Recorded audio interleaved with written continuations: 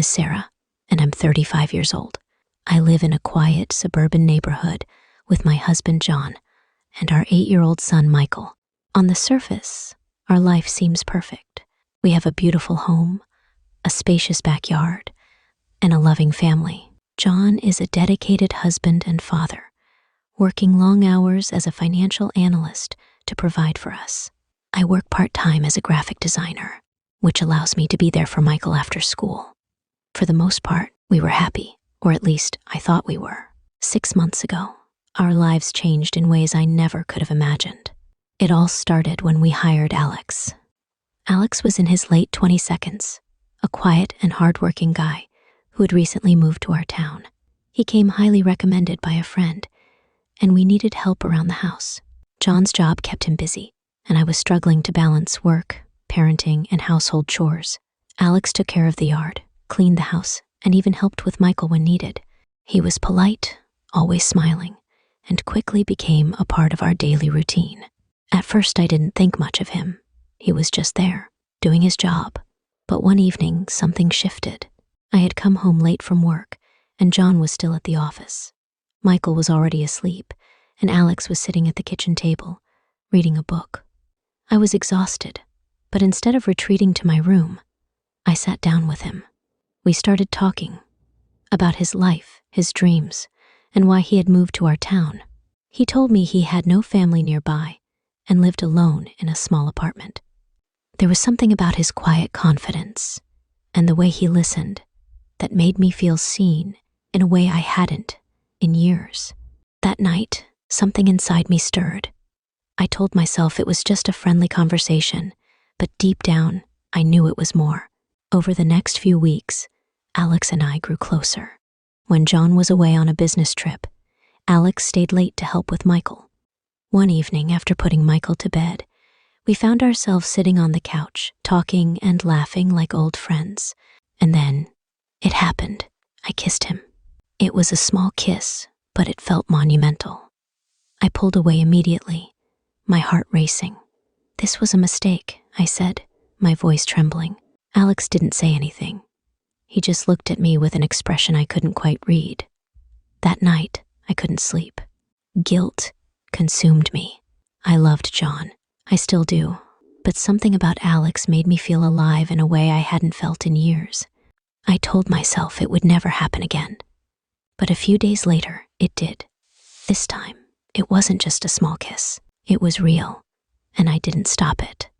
The guilt was overwhelming, but so was the pull I felt toward Alex.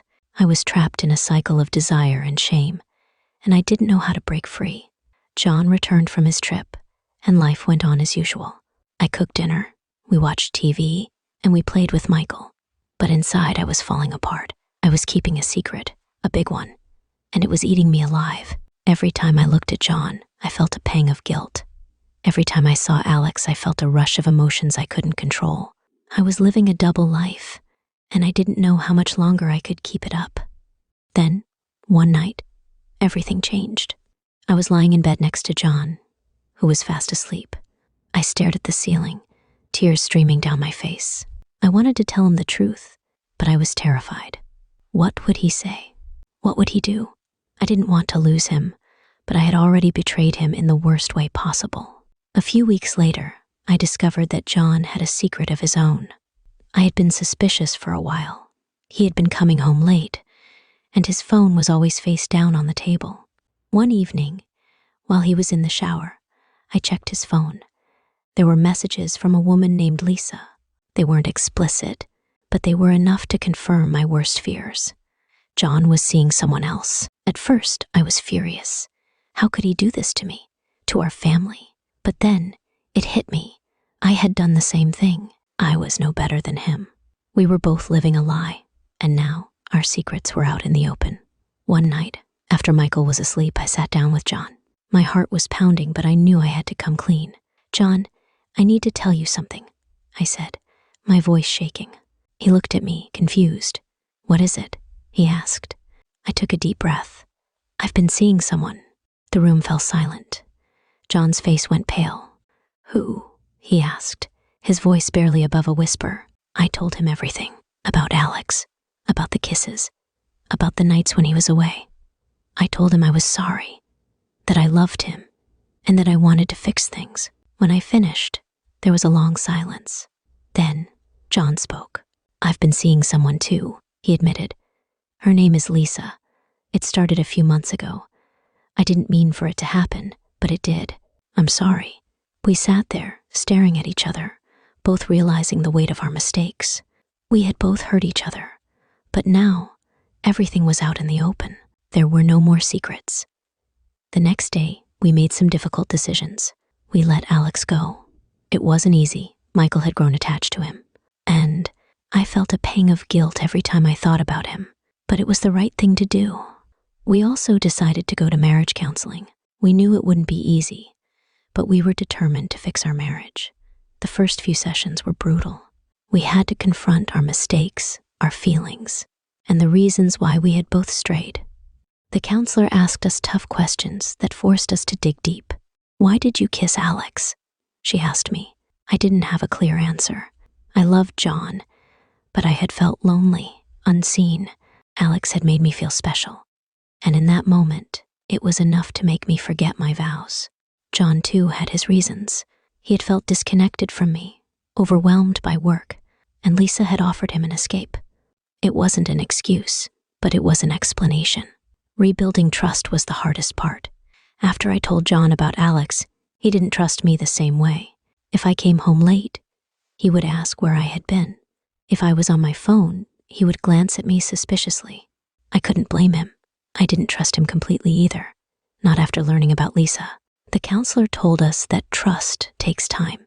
She encouraged us to be patient, to communicate openly, and to show each other that we were committed to making things work.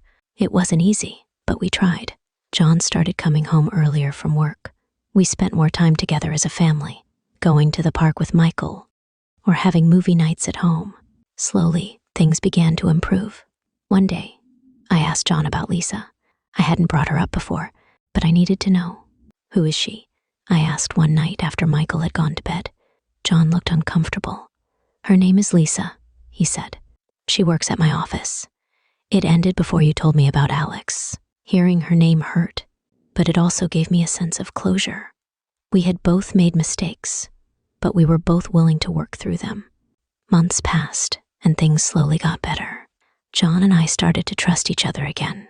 We talked more, spent more time together, and made sure we didn't hide anything. We also made new rules for our relationship. If something was bothering us, we had to talk about it right away. No more secrets, no more hiding. Michael was happier too. He didn't ask about Alex anymore. He was just happy to have both of his parents spending time with him. We played games, went to the zoo, and had fun together as a family. It felt good to be together again. 1 year after everything happened, John and I took a trip together, just the two of us. Michael stayed with my sister, and we went to a small beach town for the weekend. It was the first time we had been alone together in a long time. The trip was good for us. We walked on the beach, had dinner at nice restaurants, and talked about our future. On the last night, John surprised me with a new wedding ring. "I want us to start fresh," he said. "A new ring for a new start." Tears filled my eyes as I looked at him. "I love you, John," I said. "I love you too, Sarah," he replied. We put the past behind us and focused on the future. It wasn't easy, but it was worth it. Now, John and I are closer than ever. We learned from our mistakes and became stronger because of them. Our marriage isn't perfect, but it's real. We trust each other, we talk to each other, and we never keep secrets anymore. Looking back, I realize how close we came to losing everything.